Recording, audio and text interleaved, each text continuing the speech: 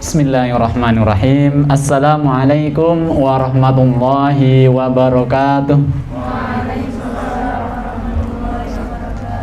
Alhamdulillahilladzi nahmaduhu wa nasta'inuhu wa nastaghfiruh wa na'udzu billahi min sururi anfusina wa min sayyiati a'malina may yahdihillahu fala mudhillalah wa may yudlil fala.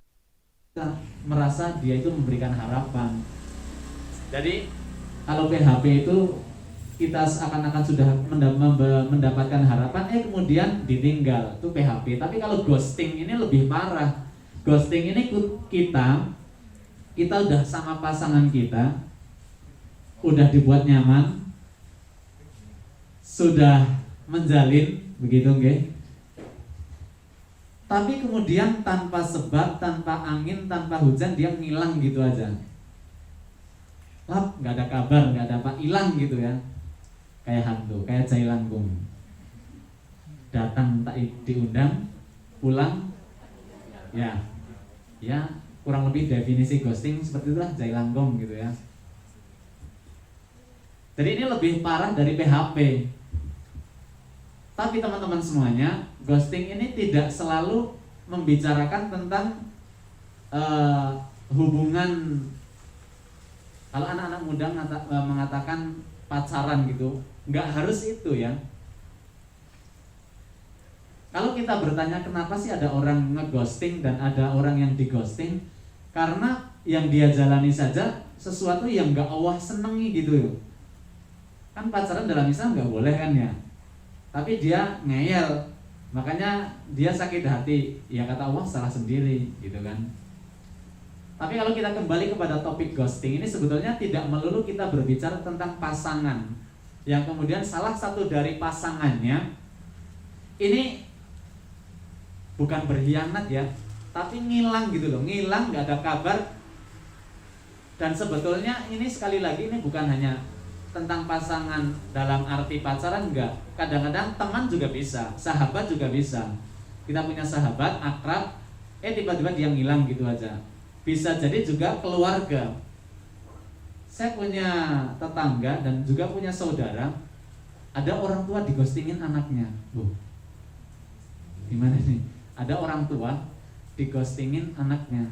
Anaknya tuh ngilang, entah di mana, nggak ada kabar. Dan itu sudah terjadi hampir 5 tahun lebih. Nggak ada kabar sama sekali. Itu ghosting namanya. Ngilang gitu aja.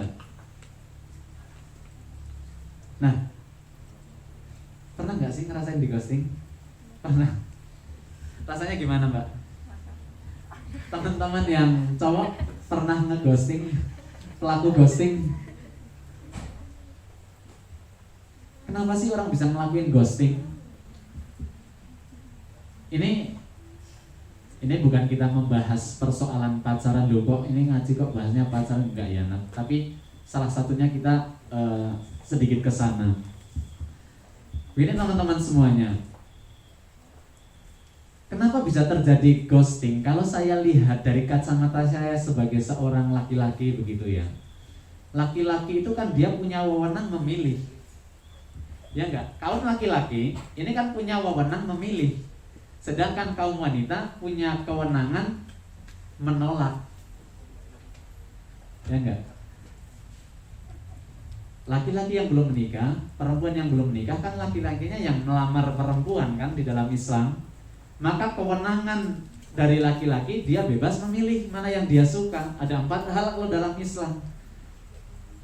Apakah dia mau milih karena kecantikannya, wali jamaliha, atau karena hartanya, atau karena nasabnya, atau lidiniha, atau karena agamanya. Laki-laki bebas memilih, tergantung kacamata mereka. Para kaum laki-laki memilih pasangan yang kelak akan dijadikan pasangan seumur hidup dari kacamata apa. Tapi kata Allah, yang paling akan menyelamatkan di antara 4 kan tungkahul mar'atu an arba'ah. Dinikahi perempuan itu kan karena 4 alasan.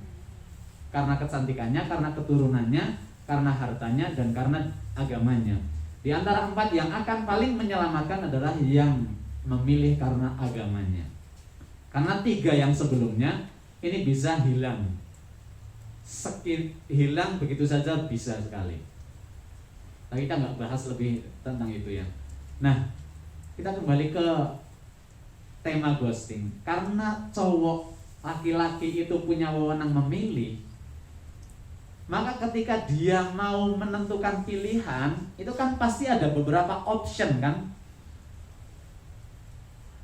Kalau nggak percaya tanyalah sama cowok-cowok nih. Kan pasti milih nih, punya teman 10 di kampus, di sekitar rumah ada 2. Nah, cari nih yang paling klop. Walaupun tidak seperti kemudian mana yang mobil, tapi dalam hatinya kan tetap memilih mana ya. Nah, proses ghosting itu muncul itu ketika ketika dia ngeghosting si cewek. Itu jadi kayak konsultan percintaan ya. Enggak. Saya juga gara-gara panitia kasih tema itu ya saya belajar gitu. Jadi bisanya terjadi tapi nggak selalu yang pelaku ghosting itu cowok ya. Cuma ini saya contohkan cowok dulu. Nanti yang cewek juga bisa. Nah, karena si cowok ini kan ketika tadi banyak beberapa option, katakan ada 5 option, kemudian dia sudah ambil 1. Dalam proses ke depan berhari, berminggu, berbulan, dia menemukan 1 option yang lebih baik dari option yang sedang dia jalani. Jadi ada skala prioritasnya seorang cowok tuh. Jadi makanya tips bagi cewek, kalau ada yang ngedeketin jangan mudah baper. Karena dia itu lagi coba-coba, lagi meraba-raba dalam tanda kutip ya, mana sih ini yang paling cocok.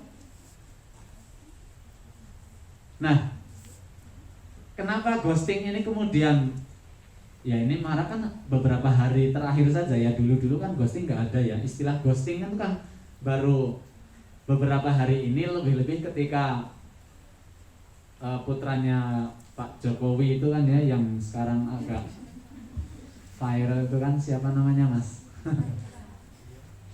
Yang sudah melamar, meminang calonnya, siapa namanya ya? Kaisang. Iya, korbannya Felisa. Oh, Pak ngerti itu? Oh iya, baca-baca.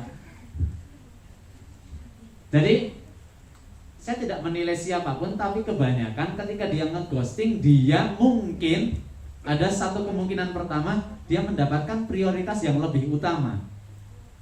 Kayaknya itu lebih keren loh. Ya udahlah. Dan kenapa jalan yang dia ambil adalah ghosting, hilang tanpa kabar sebab. Satu catat nih teman-teman cowok yang ngeghosting, itu tandanya dia nggak punya kemampuan berkomunikasi yang bagus. Makanya dia cari cara yang menurut dia simple, ngilang. Karena dia berpikir kalau saya ngomong apa adanya, berabe. Kan bayangkan ngomong ya, maaf ya, sekian aja. Loh kenapa? Di sana lebih baik. Kan nggak mungkin ya. Ya sebetulnya mungkin saja, tapi si cowok ketika berpikiran seperti itu ada kemungkinan gini juga. Jadi nilai plus dalam ghosting, ghosting ada nilai plusnya. Bagi di mata cowok, kenapa dia ngelakuin ghosting? Karena dia punya 2 kemungkinan gini. Ketika dia ngilang, kemudian dia berpindah ke yang sana, yang kemudian di sana itu harapannya bisa lebih baik, itu dia juga punya harapan cadangan. Kalau di sana gagal, kan ini ghosting ya, kan belum selesai prosesnya, kan belum selesai ya, tinggal gitu aja. Nanti suatu ketika dia bisa datang lagi,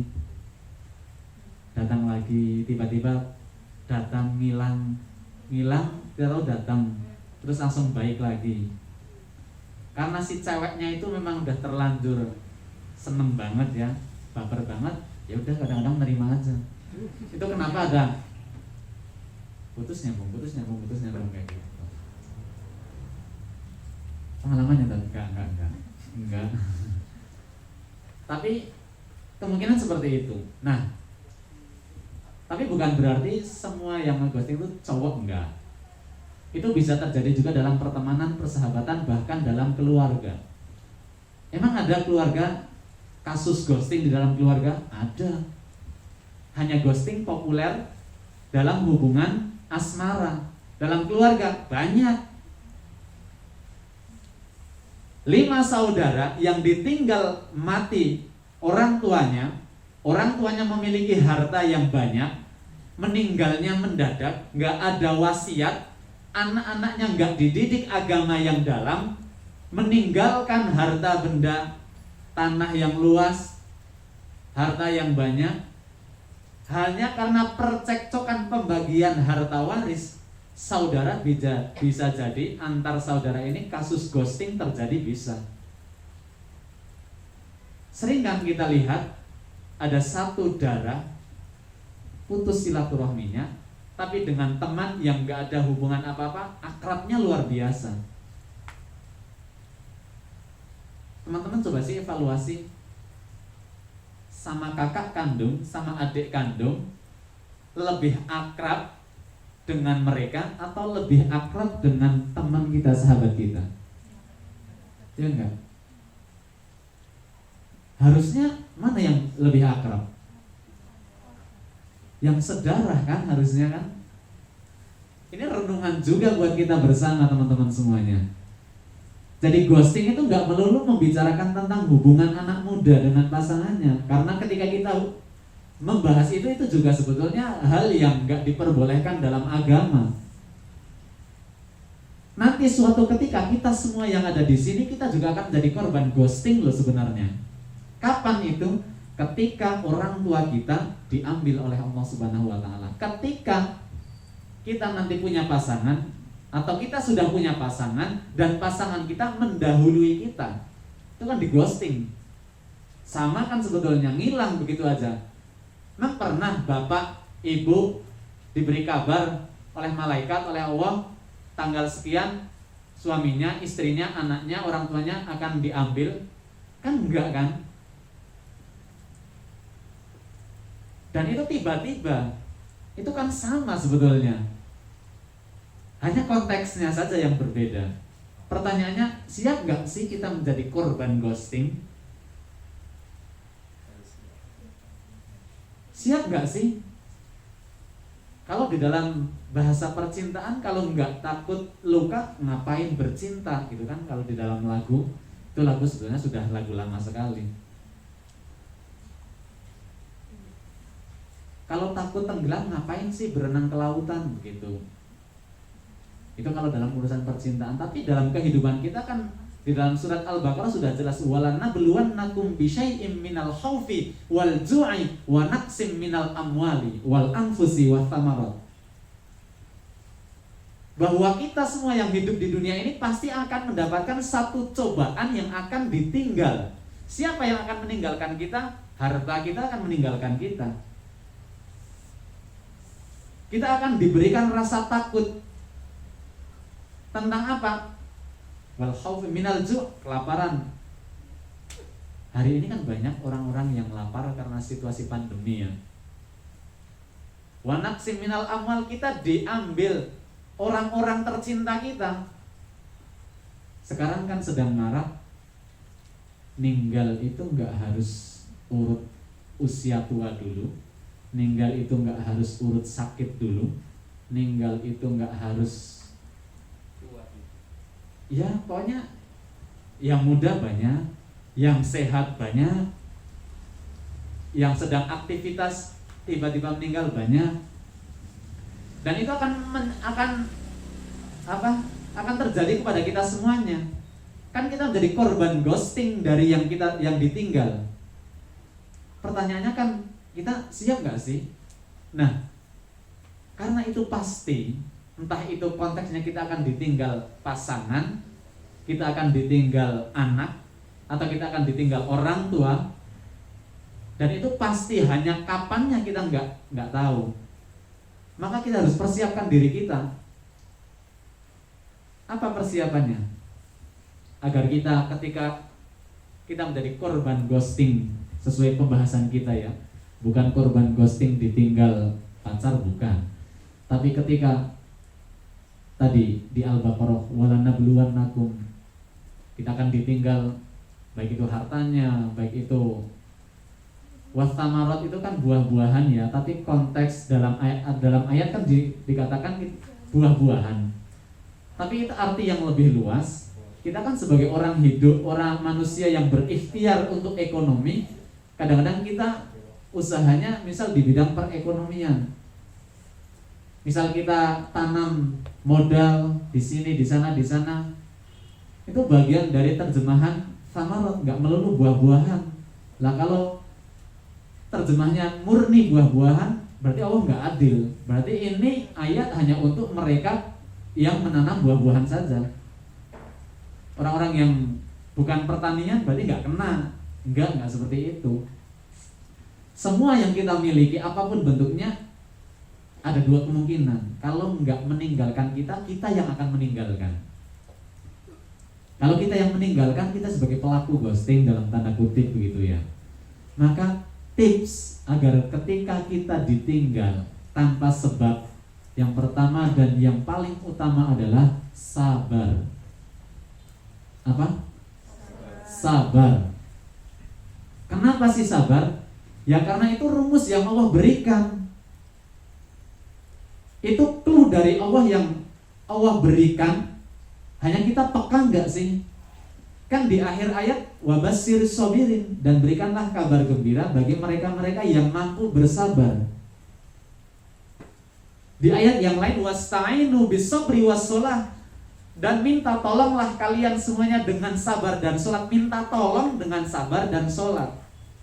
Kita bisa dapat pertolongan, itu kita yang mengupayakan, karena sabar dan sholat nggak datang dari orang lain, nggak datang dari saudara kita. Kita yang menciptakan itu, sabar dan sholat. Tapi ingat, Allah juga sampaikan wa innaha, dan sabar dan sholat ini lakabiratun illa 'alal khasyi'in, berat banget, sangat-sangat berat banget, amat teramat sangat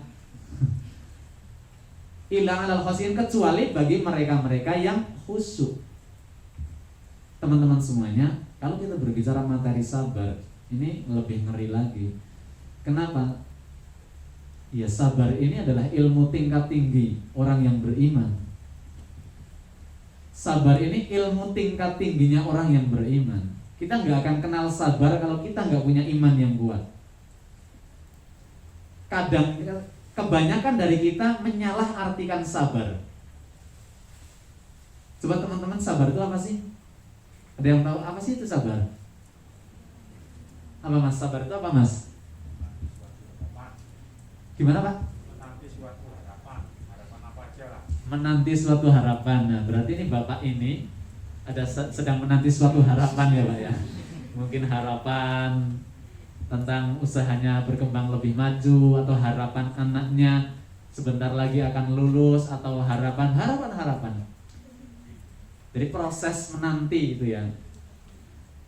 Sabar itu kadang-kadang menerjemahkan sabar itu kadang-kadang tergantung situasi yang sedang kita rasakan. Kalau musibah yang sedang kita rasakan, kadang sabar itu kita artikan sebagai nerimo ing pandum gitu ya, dalam bahasa Jawa nerimo. Ya wis lah. Prige maning sih, gitulah cara wong ana sobone nggih. Yes prige maning barang ya. Ya prige maning. Nah itu enggak kayak gitu. Sabar itu,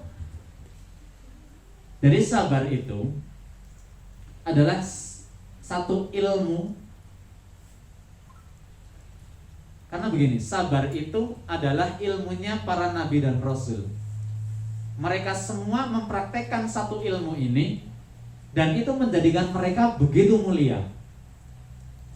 Nabi dan rasul, salah satu poin yang menyebabkan mereka mulia karena mereka memiliki ilmu dan mampu mempraktekkan ilmu bernama sabar.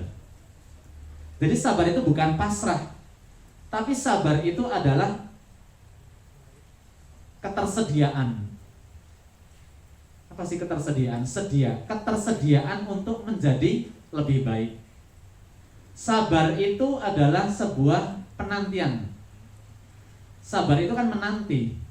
Menanti apa? Menanti sebuah proses untuk menjadi pribadi lebih baik. Sabar itu menanti. Sabar juga bisa diartikan menikmati. Ya ini kalau menurut saya menerjemahkan lebih gampangnya, sabar itu bisa menikmati. Orang yang pasrah itu kan dia nggak menikmati, tapi dia tersiksa. Dapat musibah,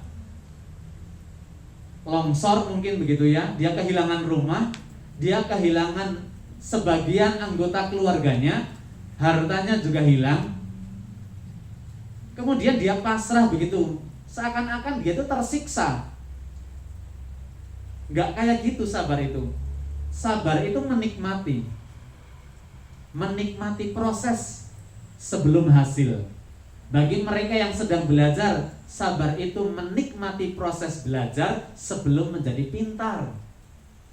Bagi mereka yang bekerja, sabar itu proses dalam bekerja sebelum berjaya. Gak mungkin kan kita tiba-tiba langsung sukses. Maka sabar itu menikmati. Maka banyak kasus ketika kita lihat ada orang serba kecukupan, nuwun sewu nggih, mohon maaf, serba kecukupan secara basic ekonomi, kecukupan, orang tuanya kecukupan, tapi kadang hanya karena masalah sepele dia nggak bisa sabar. Contoh, sepatu kesayangannya basah, nggak bisa dipakai. Padahal sepatunya banyak. Mencak-mencak ini anak. Ibu ini gimana sih? Kok nggak digini? Padahal kalau kita lihat hidupnya enak banget. Mobilnya banyak, bajunya bagus-bagus, sepatunya banyak, branded semuanya. Tapi karena sepatu yang paling dia sukai mau dipakai kebetulan basah atau dengan alasan lain, dia marah. Tapi ada satu kasus, serba sederhana dan serba kecukupan, bahkan mungkin dalam kacamata kita kekurangan, tapi dia enjoy saja. Saya pernah bercerita, ada seorang petani di tengah teriknya matahari. Kadang kan kalau di Wonosobo sih, kalau ladang itu banyak pohon-pohonnya, tapi kalau di daerah panas, kebetulan istri saya itu di daerah panas, sehingga saya sering melewati satu jalan yang kanan kirinya itu adalah sawah yang membentang luas, nggak ada pohonnya sama sekali. Saya dalam bayangan, ini dalam pekerjaan dia di sawah ini kalau makan apapun nggak ada, cara bahasa Wonosobo ini mboten ten iup-iupane ngaten lho. Nah, tapi ketika kita lihat suami istri kemudian di jam istirahat makan makanan yang sederhana sambil tertawa-tertawa, dari kejauhan nampak anak kecil dua menghampiri sambil bermainan, belepotan tanah, happy banget. Maksud gak sih dari apa yang saya ceritakan? Jadi sabar itu adalah proses menikmati. Dia gak punya fasilitas mewah, tapi petani ini menikmati. Karena dia sadar bahwa setiap manusia punya ukuran yang berbeda. Maka dia menikmati ukuran yang Allah berikan kepada dia. Itu sabar namanya. Nikmati. Termasuk menikmati kesendirian sebelum datang pujaan hati. Itu sabar, menikmati. Bukan tersiksa teman-temannya pada kesana kemari punya pasangan. Dalam hati kita, saya nggak mau pacaran, saya nggak mau berkomitmen kalau nggak halal. Tapi kita, mindset kita lihat itu enak banget ya, kayak mereka nasi jemput dan sebagainya. Kan kita tersiksa, nggak menikmati itu namanya. Maka teman-teman semuanya, lagi-lagi sabar adalah bukan pasrah, tapi sabar itu adalah ketersediaan. Sabar itu adalah menikmati. Dan kalau kita lihat, kita kembali ke kasus ghosting tadi ya. Yang tadi saya sampaikan, ghosting itu nggak melulu kita berbicara tentang hubungan pacaran gitu ya. Maka kalau kita lihat contoh korban ghosting dan bagaimana dia mengambil sikap, itu kita lihat contoh kepada nabi kita, yaitu Nabi Yakub alaihissalam. Kenal Nabi Yakub alaihissalam? Kenal?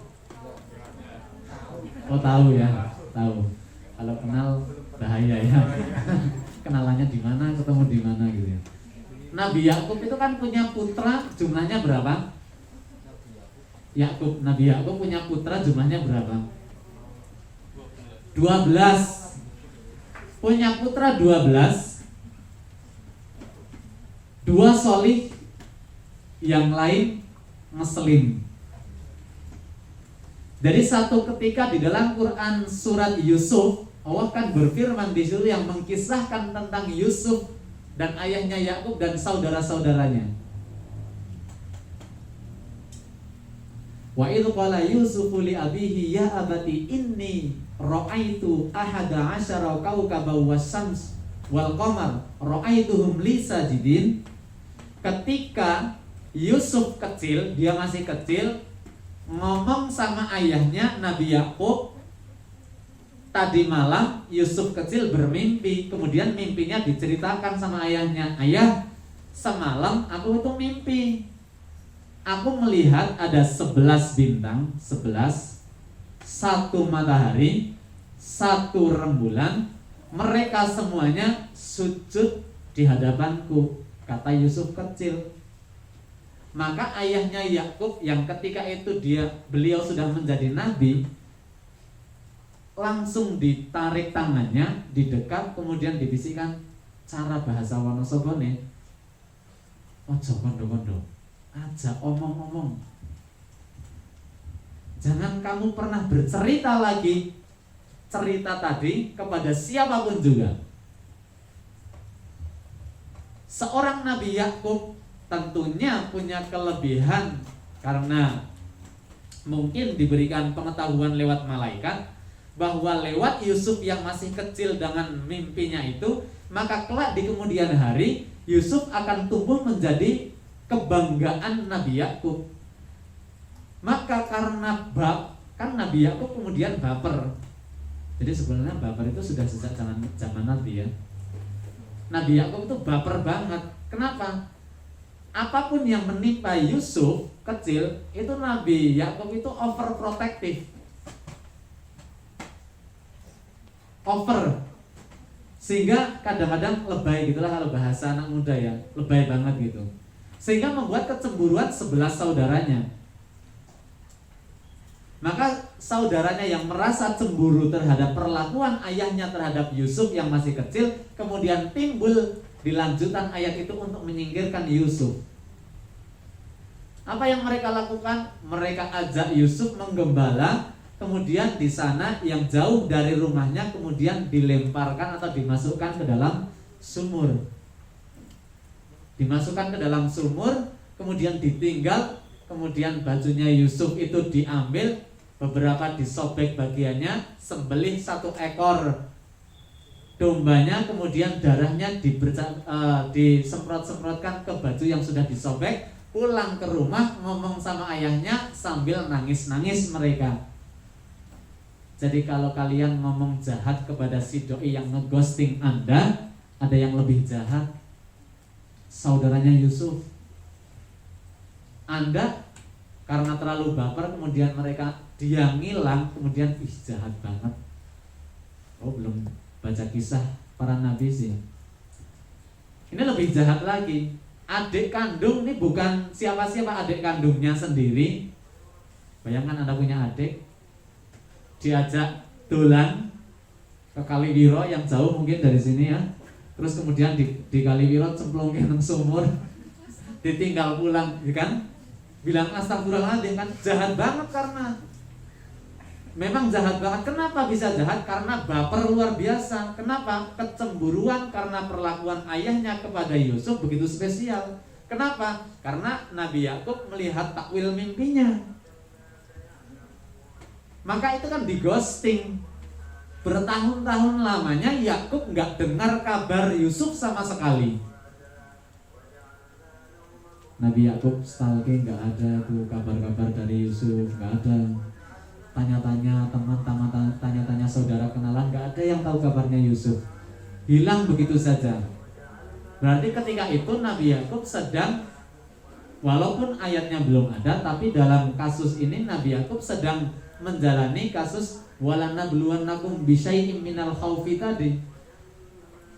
Akan dijadikan ketakutan ditinggal saudaranya. Walaupun di sini bukan Yusuf yang meninggalkan dengan sengaja, enggak, tapi dibuat berpisah. Yang perlu kita pelajari apa yang kemudian sikap yang muncul dari seorang ayahnya Yusuf bernama Nabi Yakub. Apa? Sikapnya adalah satu tadi bersabar, yang kedua doa. Jadi ketika kita di ghosting, itu yang pertama harus sabar, kemudian yang kedua jalannya adalah doa. Gak pernah berhenti Yakub alaihi salam berdoa siang, malam, pagi, sore, berdoa kepada Allah untuk keselamatan Yusuf. Dan dengan doa-doanya kemudian Allah ilhamkan kepada hati Yakub keyakinan bahwa Yusuf itu masih hidup. Kan kabarnya ketika kejadian kan saudara-saudaranya mengabarkannya, Pak, Yusuf itu dimakan serigala. Buktinya nih bajunya Yusuf sobek-sobek, ada darahnya. Jadi ketika itu Yakub percaya bahwa Yusuf diterkam serigala, rombongan serigala. Tapi dengan sabar kemudian dilanjut doa kepada Allah, maka kemudian Allah ilhamkan kepada Yakub bahwa ada keyakinan Yusuf itu belum mati, Yusuf masih hidup. Itu kembali kepada rizki ya. Jadi rizki itu tentang bagaimana kita memaknai. Kita memaknai bahwa rezeki itu selalu uang, maka yang ada dalam pikiran kita selama kita belum punya uang, kita belum punya rezeki. Akhirnya kita nggak bisa bersyukur. Tapi orang yang punya pemikiran bahwa nikmat atau rezeki itu bisa berbentuk apapun, Anda punya teman dan teman ini adalah selalu memberikan nasihat, itu rezeki dari Allah. Coba tengok checklist ketika Anda mau tidur, checklist teman-teman Anda. Teman-teman terdekat Anda di absen, tulis di buku. 5 pertama adalah orang-orang yang paling dekat dengan kita. Checklist teman-teman kita. Tulis. Ahmad, Adi, Anto, Ardi. 5 orang pertama yang paling dekat. 10 orang kedua yang lumayan dekat. Checklist. Sampai angka terserah Anda.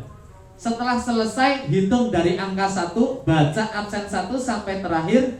Di antara mereka berapa banyak yang sering mengingatkan kita kepada kebaikan?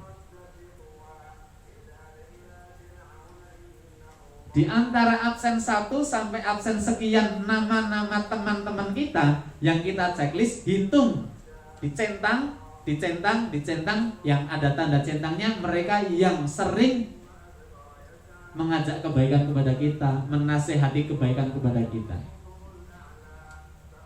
Coba, ada berapa kira-kira? Nanti checklist.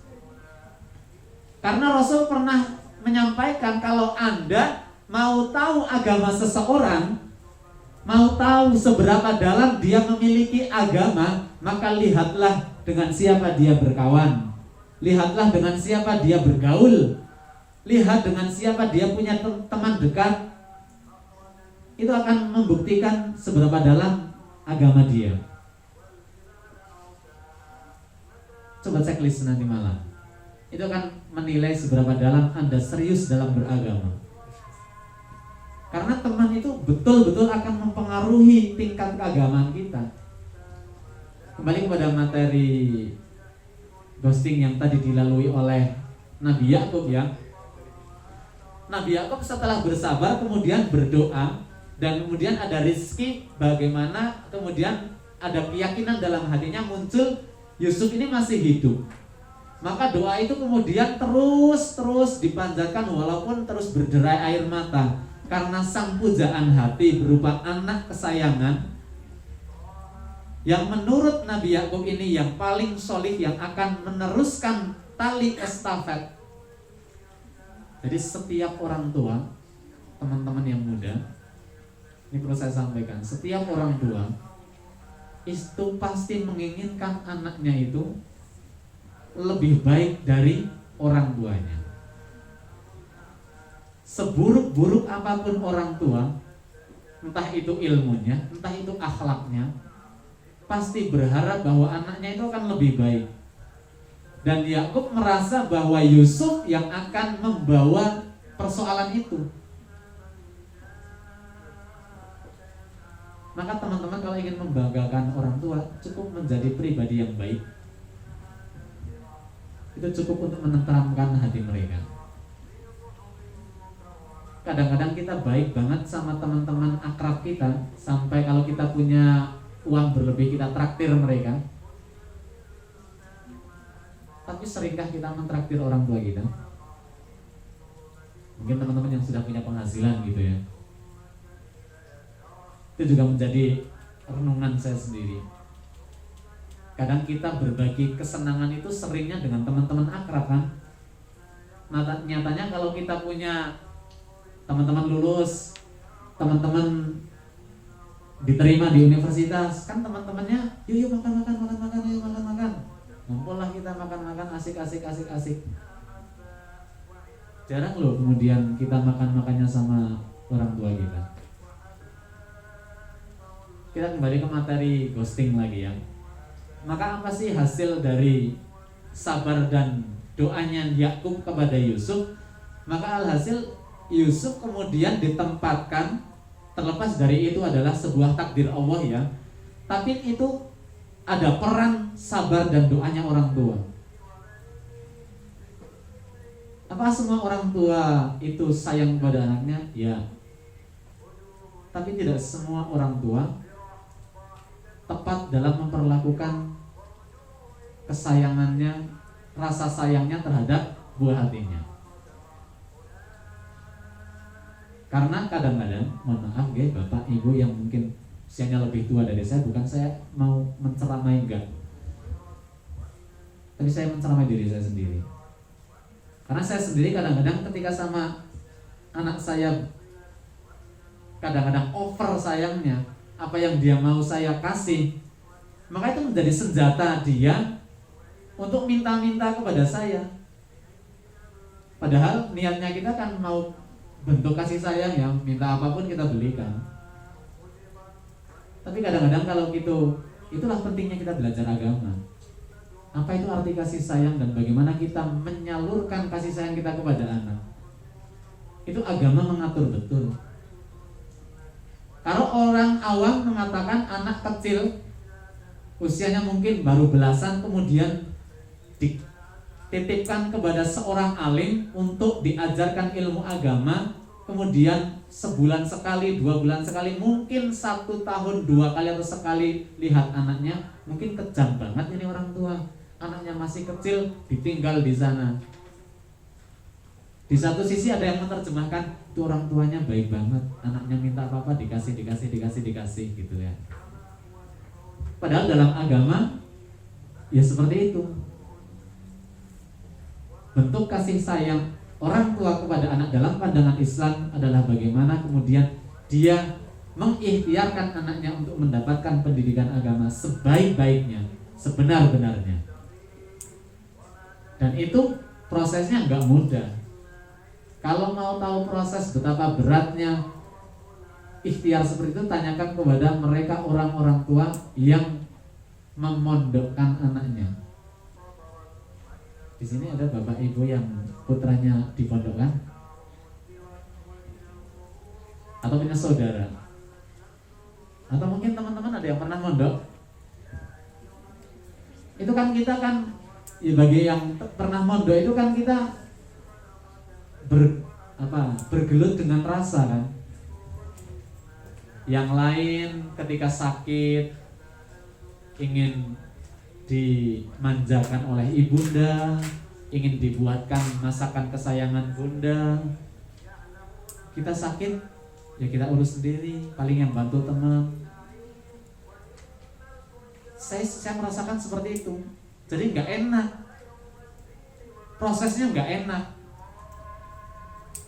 Sama seperti tadi ketika saya menyampaikan sabar itu susah, tapi hasilnya pasti bagus gitu loh. Sabar itu susah tapi hasilnya pasti indah gitulah kurang lebih. Si ibu dan bapak yang di rumah juga susahnya luar biasa. Kalau saya tanyakan kepada teman-teman saya yang sudah memondokkan anak-anaknya, kalau anak saya kan masih terlalu kecil belum bisa mondok.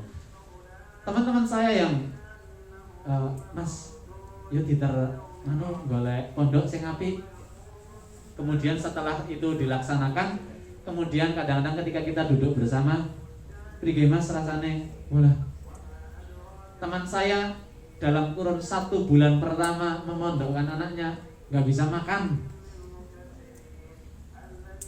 Nggak bisa makan. Kenapa? Setiap mau nyendok makanan itu, apalagi makanannya enak gitu ya, atau mungkin ketika sudah masuk ke mulut mau ditelan itu susah sekali. Kenapa? Karena yang terngiang ya Allah anaknya nyong. Biasanya mame kayak gini nang pondok. Jadi kayak gitu loh. Susah ya Pak ya. Pernah Pak ngalami kasus ini Pak. Jadi ketika orang tua sedang mengikhtiarkan anak, itu luar biasa perjuangannya lahir dan batin.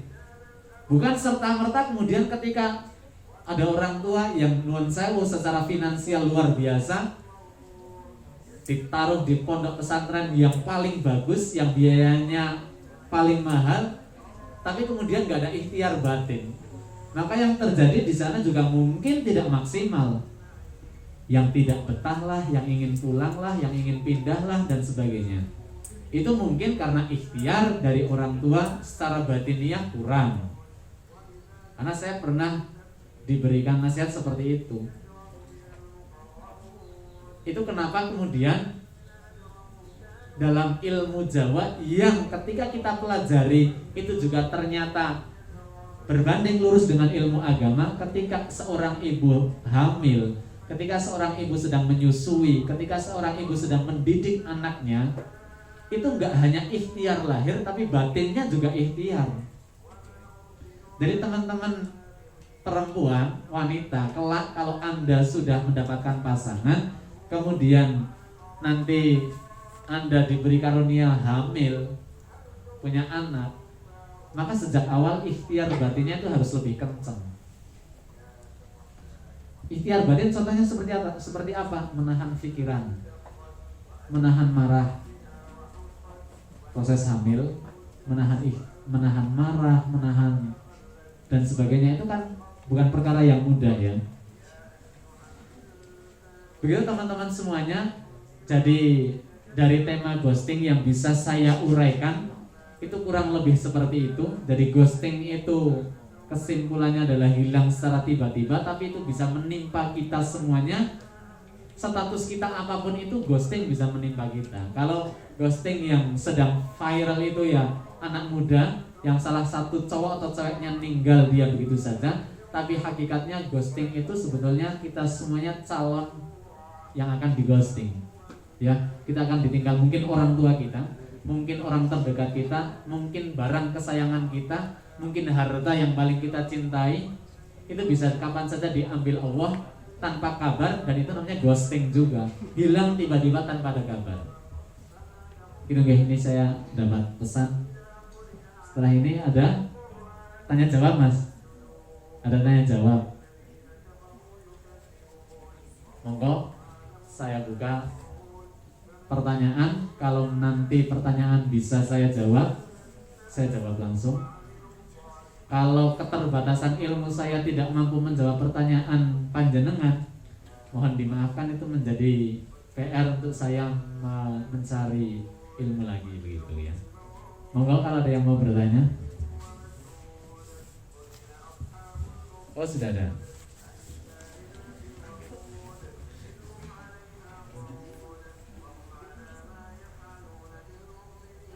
Ini ada pertanyaan. Bagaimana peran orang tua dalam memilih jodoh? Orang tua memilih jodoh, memilih atau memilihkan? Ya makanya saya tanyakan lagi kepada penanya nih. Coba teman-teman terjemahkan. Bagaimana peran orang tua dalam memilih jodoh? Kalau saya menerjemahkan, ini orang tua mau cari jodoh lagi. Kan dalam Al-Quran juga, Fankihu ma taba lakum minan nisa'i mathna wa thulatha wa ruba'. nikahilah perempuan di antara kamu 2, 3 atau 4. Mungkin itu pertanyaannya. Atau pertanyaannya yang dimaksud bagaimana peran orang tua dalam memilihkan jodoh. Yang mana nih? Yang kedua, yang memilihkan. Oke. Peran orang tua dalam memilihkan jodoh, mungkin anak-anak zaman sekarang akan beranggapan, ngapain sih orang tua ikut-ikut campur memilihkan, kan kita bisa cari sendiri, ya. Tapi kalau kita lihat dalam ilmu agama, orang tua juga harus, bukan, kalau di sini bahasanya bukan memilihkan ya, tapi mengarahkan kepada anaknya, baik itu anak laki-laki ataupun anak perempuan, diarahkan. Nah, Mas, Mbak, bagi mereka yang usianya sudah masuk usia pernikahan, secara pikiran, secara mental, secara mungkin finansial juga dia sudah layak, tapi sejak dini, sesedini mungkin diberikan pengarahan bahwa nanti suatu hari kalau kamu mau pilih jodoh, diberikan pengarahan. Ada 4 kriteria dalam Islam tadi yang kita sampaikan. Kamu boleh memilih wanita kalau cowoknya misalnya karena cantiknya, karena kekayaannya, karena keturunannya, atau karena agamanya. Di antara itu yang paling buat kamu happy dunia akhirat itu karena agamanya. Syukur-syukur semuanya dapat. Agamanya keren, wanita penghafal Al-Quran, solihah, dia keturunan orang yang keren, hartanya banyak, cantiknya luar biasa. Ada nggak kira-kira yang kayak gitu? Jika pun ada, pertanyaannya si wanita itu mau nggak sama kita gitu. Jadi peran orang tua, kalau menurut sepemahaman saya, perannya adalah memberikan pengarahan. Dan kemudian kalau sudah diarahkan oleh orang tua, kita pun carinya sesuai dengan arahan, minimal mendekati. Kenapa? Karena kalau kita lawan, yang jadi kita harus ada satu kasus nanti anak dan orang tua menjadi berantem. Gara-gara apa? Anaknya seneng banget dengan si dia, tapi orang tuanya melihat baik itu latar belakang, baik itu pribadi dan sebagainya, nggak suka. Takut orang tua, maka kemudian terpaksa daripada nanti malahan kawin lari, daripada nanti malahan, karena anak zaman sekarang kan pinter. Kalau orang tua nggak kasih izin, nggak kasih ridho, ada jalan pintas. Naudzubillahi min dzalik. Pulang kasih kabar, mah, aku telat mah. Kan akhirnya dinikahkan. Ada loh banyak kasus seperti itu. Bahkan sekarang dijadikan lagu, kalau nggak salah saya nggak sengaja dengar itu. Jadi apa ya? Apa itu ya? Pokoknya sing terakhir itu wong tua bisa apa gitu. Apa tuh Mbak? Wong tua bisa apa gitu. Itu saya sekilas dengar kurang ajar sekali ini ya. Dia nggak diri dari orang tua, tapi cari jalan pintas kayak gitu. Akhirnya wong tua bisa apa? Akhirnya ya wis lah, timbang wirang kalau bahasa Jawanya, apa boleh buat, kurang ajar ini. Nah, maka agar nggak terjadi sedemikian rupa, orang tua sudah kasih perannya tadi, guys. Kemudian anaknya ya ketika mencari, biar nggak terlihat dijodohkan banget gitu ya. Karena kalau dijodohkan banget mungkin kesannya orang bisa luruh pak deh, kayak gitu mungkin. Ya kan, temennya kan ngeledek, ya Allah, dia dijodohin, neng anu pergi jalan kan? Ya kurang lebih seperti itu. Jadi peran orang tua sekali lagi mengarahkan, kemudian si anak ya ketika mencari sesuai dengan yang diarahkan. Bagaimana sikap anak yang digosting ayahnya, bukan? Ada. Kalau tadi saya contohkan ada anak ngeghosting orang tuanya, itu tetangga saya dan saya kenal betul dengan dia. Dia ngeghostingin orang tuanya. Sudah 5 tahun lebih nggak ada kabar sama sekali. Lebih dari 5 kali lebaran. Kalau ini bagaimana sih sikap anak yang dighosting ayahnya? ini ayahnya hilang tanpa sebab gitu ya. Mungkin merantau, mungkin bekerja ke luar negeri, nggak balik lagi, nikah lagi juga mungkin ya. Dia dapat di sana. Banyak Mbak dan Mas kasus di Wonosobo itu banyak cerita. Saya pernah diceritakan oleh dinas sosial. Ternyata banyak angka perceraian di Wonosobo gara-gara salah satu pasangannya yang menjadi TKW atau TKI itu ngeghosting keluarganya. Benar ini. Dari dia awal-awal sih kirim ya. Kemudian nggak ada kabar, lost kontak, nggak pernah ngirim lagi. Tahu-tahu ada kabar udah jadi orang sana, nikah dengan sana gitu. Atau malah ketika pulang-pulang udah bawa pasangan dan anak. Di ghosting pulang bawa oleh-oleh. Sangar kan. Nah, ini gimana sih sikap kita sebagai anak ketika pelaku ghosting ternyata ayah kita sendiri? Dalam ilmu Islam, bagaimanapun sikap orang tua, itu kita harus balas dengan kebaikan. Karena rumusnya, ridhonya orang tua ada di ridhonya Allah ada di ridho orang tua. Selama orang tua tidak memberikan perintah tentang kemusyrikan, maka nggak boleh kita membalas dengan keburukan. Contoh nih, Nabi Ibrahim alaihissalam. Siapa ayahanda Nabi Ibrahim? Siapa ayahanda Nabi Ibrahim? Beliau kan adalah pembuat patung, pembuat berhala, yang masyarakat ketika itu menyembah berhala buatannya ayahnya Ibrahim.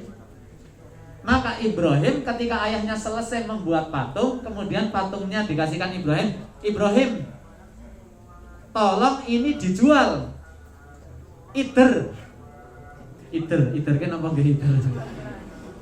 Iter apa Pak iter? Saya kadang iter apa bahasa Indonesianya?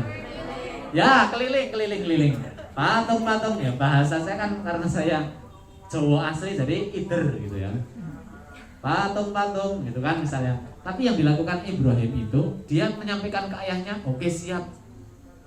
Kalimat, padahal Nabi Ibrahim kan nabi, tahu kalau itu adalah perbuatan yang nggak baik, tapi nggak langsung Pak, Allah berfirman, kan enggak, malah dakwah gitu ya.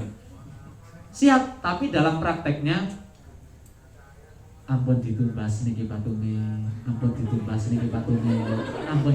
niki patunge mboten pati apik, niki patunge gampang tugel, niki patunge bahane mboten pati apik.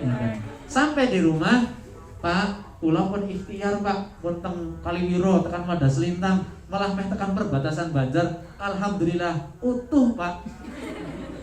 Tapi kan dia nggak menyakiti perasaan orang tua kan.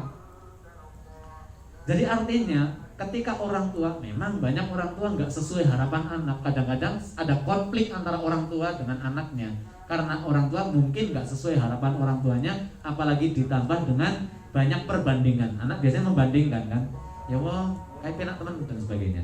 Maka kalau saya menjawab, selama orang tua itu kemudian tidak menyuruh kepada kita tentang kemusyrikan, usahakan dihubungi, usahakan tetap berbuat baik. Kalau ketemu ya nggak usah mencap-mencap, Pak 1 tahun kemana aja Pak? Atau mungkin malahan lawangnya dikunci, ngapain kesini Pak? Nah, kan? Jadi tetap perilakukan dengan baik. Dan tadi ya tipsnya sabar dan didoakan begitu. Berikutnya banyak banget. Ini kalau ada yang nggak terjawab, mohon maaf loh. Bagaimana yang dimaksud dengan aurat wanita berupa suara, Ustaz? Syukron. Apa misalnya? Assalamualaikum, waalaikumsalam. Kan waalaikumsalam kan dadak digawe mendayu-dayu begitu ya. Atau mungkin teman-teman sering ikut kajian, kemudian ustadznya bilang, kalau ada pertanyaan silahkan bisa hubungi nomor saya, gitu kan misalnya. Terus aneh, Assalamualaikum, ada emotnya. Mau nanya nih Tat, hanya banyak Tat. Padahal itu bukan suara. Kenapa harus seperti itu? Karena ustadz, kiai, ulama, manusia mbak. Manusia. Mereka sama seperti kita. Ada kekurangannya. Kepetok di jalan. Ustadz, gimana kabarnya? Ya kan? Jadi kenapa harus seperti itu ya? Bagaimana kabarnya? Baik. Lagi di mana? Di rumah. Ya harus sing tegas ngono ya. Ya nggak apa-apa karena dalam rangka menjaga. Karena jangan-jangan kita niatnya biasa saja, tapi karena kita mendayu-dayu, kemudian muncul pikiran negatif. Kan bisa saja. Jadi boleh kita bersuara, boleh kita, ya bolehlah bersuara wong kita punya mulut. Tapi maksudnya yang suara yang kita keluarkan dari seorang wanita jangan kemudian ada kemungkinan menimbulkan sesuatu bagi kaum laki-laki. Suara gitu ya. Ini pasti nanti kalau tanya tentang nyanyi-nyanyi. Maksudnya suara aurat berupa suara yang seperti itu. Suara yang memungkinkan untuk membangkitkan pikiran negatif dari kaum laki-laki. Assalamualaikum, waalaikumsalam. Tat, bagaimana cara ikhtiar dalam mencari jodoh? Wah, berapa ini usia yang tanya nih? Dilihat dari catatan, kalau dilihat dari tulisannya, ini cowok nih. Bagaimana cara ikhtiar dalam mencari jodoh dan bagaimana cara menjemput jodoh? Karena sekarang banyak yang mendapat jodoh padahal kegiatannya cuma rebahan dan apa ini? Belum mapan. Karena sekarang banyak yang mendapat jodoh padahal kegiatannya cuma rebahan, kaum rebahan gitu ya. Dan belum mapan tapi dapat jodoh gitu. Ada itu kayak gitu? Kaum rebahan belum mapan dapat jodoh ada? Ya, pertanyaannya mau-maunya gitu. Modal apa sih ini? Modal ganteng. Maka jadi bagi seorang wanita, jadilah wanita yang cerdas. Jadi wanita yang elegan. Jadi wanita yang punya harga diri tinggi. Punya integritas. Caranya bagaimana? Bagaimana Anda bersikap dengan laki-laki? Itu integritas Anda. Semakin Anda sulit laki-laki, semakin Anda sulit mendapatkan wanita, semakin itu cocok dijadikan jodoh. Cowok nih ya, kalau lagi ngedeketin cewek PDKT, sulit banget ya. Jurus 1 gagal, jurus 2 gagal, jurus gabungan gagal. Jurus utama kan kalau pendekar itu kan punya jurus yang paling sakti ya. Gagal juga. Maka ini wanita cocok ini. Kenapa? Dia nggak mudah takluk. Kalau nanti dia jadi istri, dalam agama Islam salah satu ciri istri solihah itu adalah ketika suaminya nggak di rumah, dia bisa pandai menjaga hartanya suami, menjaga kemaluannya, menjaga harga diri suaminya. Maka ketika kemudian ia ditambah dengan melaksanakan kewajiban sholat, puasa Ramadan, kata Kanjeng Nabi, kata Rasulullah, ayadkhulul jannata min ayyiba bin syi'ti. Perempuan seperti itu nggak hafal Al-Quran, baca Al-Qurannya biasa saja, tapi dia mampu menjaga harga dirinya, mampu menjaga kehormatan suaminya, mampu menjaga harta suaminya, mampu menjaga kemaluannya, walaupun ditinggal suaminya pergi. Maka kata Allah, ini wanita milih mau masuk surga yang mana. Keren kan? Keutamaan wanita tuh. Nah, caranya gitu mas. Cari jodoh bagaimana caranya? Gak usah memilih. Kalau laki-laki gak usah milih. Caranya bagaimana? Caranya tingkatkan integritas laki-laki. Semakin kita tingkatkan, maka nanti Allah akan mempertemukan yang sesuai dengan tingkatan kita begitu.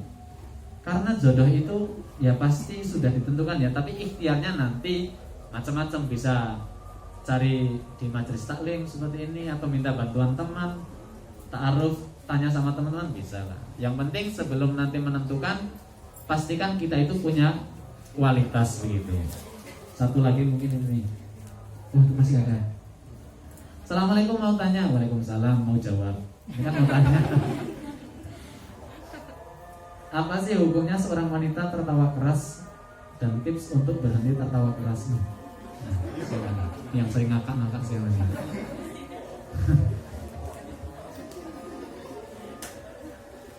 Iya tadi, kembali kepada pertanyaan tadi, aurat wanita ya, nggak sopan lah. Secara etika saja sudah nggak sopan. Masa wanita emotnya ngakak-ngakak kayak gitu, sambil koprol apalagi ya. Wah, sama tetangga sering gosip itu nggak boleh, itu dalam agama nggak boleh. Tipsnya bagaimana biar nggak tertawa? Di plaster. Ya kita yang mampu mengendalikan kita sendiri, kita tahan. Kan lucu banget, ya ditahan. Kalau nggak bisa menahan, sanggup plaster, sanggup lakban. Tambah teman-teman, jarang neng, dia kok nggak lakban, Arab masa apa? Antisipasi bukan ngakak. Plaster. Ya Allah, adzan ini masih 2. Sedikit lagi ya. Banyak yang bilang kita harus berhati-hati saat belajar atau mengaji di YouTube atau Google. Bagaimana sikap kita menanggapi hal tersebut? Memang harus hati-hati, karena kita belum tahu sumbernya dari mana. Apalagi kita awam. Kalau kita awam, belum tahu ilmu sama sekali, masih nol, hati-hati, harus berguru. Itulah pentingnya berguru. Hari ini teknologi canggih, kita bisa belajar dari YouTube, dari ustadz siapapun yang ada di YouTube. Tapi hati-hati kalau kita nggak tahu dasar, karena sekarang banyak ilmu yang menyesatkan. Syiah itu kan kalau kita nggak tahu betul-betul, nggak mendalami, kata api. Apalagi kita awam, pengen belajar, apalagi kita hartanya banyak, pengen istri banyak, oh di Syiah penak banget. Iya, boleh itu nikah mut'ah sih. Assalamualaikum, izin bertanya, saya izin menjawab kalau bisa. Bagaimana cara membedakan antara godaan setan dengan hidayah yang telah Allah berikan? Bagaimana cara membedakan antara godaan setan dengan hidayah? Tuh, bentar, bingung. Ganti. Nah, godaan setan kok bedanya karo hidayah? Jelas berbeda. Tak eling-eling nih pertanyaannya. Apa fungsi doa kalau takdir sudah ditetapkan? Apakah benar kalau takdir bisa diubah dengan doa? Benar. Ada di dalam Al-Quran bahwa Allah sudah menentukan satu kaum nasibnya, tapi manusia juga bisa punya hak untuk merubah ketentuan Allah. Dengan apa? Ikhtiar dan doa. Contoh, saya ditakdirkan punya harta 2, tapi saya berpikir kalau saya punya harta 2, bagaimana saya harus berinfak ketika tetangga saya atau kompleks saya bangun masjid? Bagaimana kalau anak saya harus mondok padahal membutuhkan biaya yang banyak? Bagaimana kalau nanti? Maka saya nggak mau takdir ini. Maka saya berdoa, ya Allah, mudahkan ikhtiar saya mencari rezeki, dan usaha saya juga harus lebih kencang lagi. Maka Allah akan rubah itu takdir. Kalau kita harus menerima takdir apa adanya, nggak ada orang pergi ke rumah sakit, cek, pusing, cek, semaput, divonis sakit, ayo berobat. Tidak usah, ini takdir yang Allah. Gawat kan kalau kayak gitu, harus ikhtiar dan doa. Itu saja ya. Mohon maaf, pertanyaan yang tidak bisa saya jawab adalah pertanyaan tadi, membedakan antara godaan setan dan hidayah. Ini saya gagal paham, jadi mohon maaf, saya simpan ini. Saya nanti pikir-pikir maksud pertanyaan ini. Bapak juga bingung kan Pak dengan pertanyaan ini Pak? Iya kan? Tapi Bapak jangan diingat-ingat nanti pas sholat ya Allah. Bedanya godaan setan sama hidayah. Teman-teman semuanya, demikian yang bisa kita sampaikan tentang ghosting dan beberapa ilmu terkait dengan itu. Mudah-mudahan mudah-mudahan ikhtiar kita sore hari ini sampai maghrib ini ada perbaikan kualitas di pribadi kita menjadi pribadi yang lebih baik.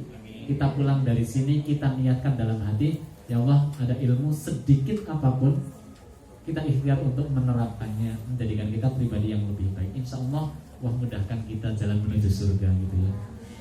Terakhir kita berdoa mudah-mudahan kita punya urusan, Allah mudahkan, kita punya harapan, kita punya harapan itu Allah kabulkan, doa-doa kita Allah ijabah.